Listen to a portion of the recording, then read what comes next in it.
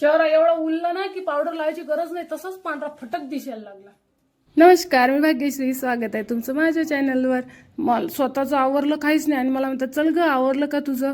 मग काय नाही, माझं पण आवरून घेतलं आणि त्यांनी पण आवरलं. नंतर निघालो आम्ही बाहेर आणि बाहेर जाताना आम्ही कचरा तर नक्की घेतो फेकायला, कारण की मग परत परत जावं लागत नाही. त्यानंतर कचरा वगैरे घेतला फेकायला आणि आमचं काम होतं ते काम करायला आम्ही गेलो. मला जायचं होतं पोस्ट ऑफिसमध्ये, थोडं काम होतं. त्यानंतर ते काम वगैरे केलं. बघते तर काय 1 वाजला ते काम करायला आणि ते काम सक्सेसफुल पण झालं. मग नंतर यांनी स्वतःहूनच मला ऑफर दिली की चल आपण आज जेवण करायला जाऊ, नाहीतर हे सहसा बाहेरचं खायला टाळतात. आणि मस्त केल्या गेलं एक मसाला पापड ऑर्डर केला, जेवण वगैरे केलं. घरी आल्यानंतर आराम केला, कामं होते राहिलेले ते पण आवरून घेतले.